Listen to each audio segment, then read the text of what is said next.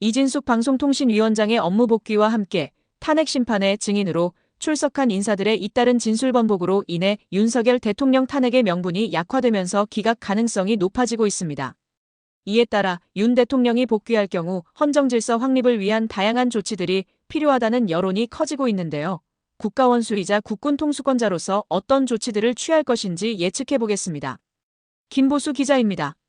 윤석열 대통령이 업무에 복귀하면 가장 먼저 추진해야 할 과제로 중앙선거관리위원회에 대한 강도 높은 감사가 꼽힙니다.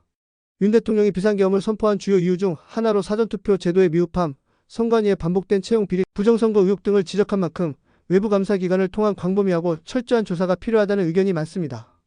또한 현재 사법부의 대법관과 판사들이 중앙선관위원장 및 지방선관위원장을 겸직하는 제도로 인해 선관위가 사법부의 비호를 받는 구조적 문제가 지적되고 있습니다. 따라서 윤 대통령이 이 제도 개선을 위한 검토를 지시할 가능성이 높습니다. 두 번째로 헌법재판관 후보자 마은혁의 임명 거부가 예상됩니다.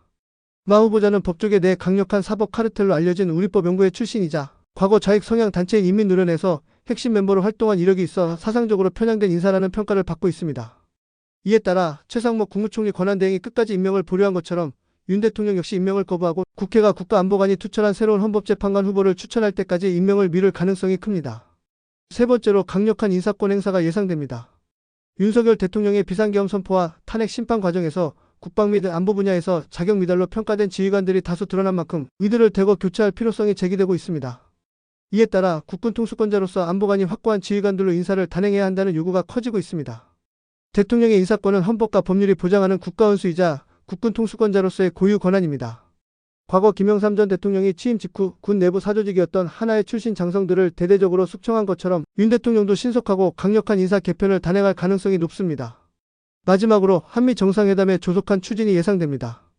윤 대통령은 작년 도널드 트럼프 대통령 당선 이후 전화통화를 통해 빠른 시일 내 정상회담을 추진하기로 약속한 바 있습니다. 하지만 탄핵 사태로 인해 한동안 외교 정상회담이 중단되면서 우리 정부는 트럼프 행정부 출범 이후 관세 협상 등 주요 외교 현안에 적극적으로 대응하지 못한 상황입니다.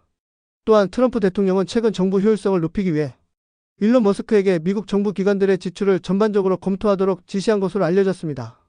이에 따라 머스크는 첫 번째 개혁 대상으로 미국 민주당의 선거 자금을 지원한 것으로 밝혀진 국제개발처 USAID를 폐쇄했습니다.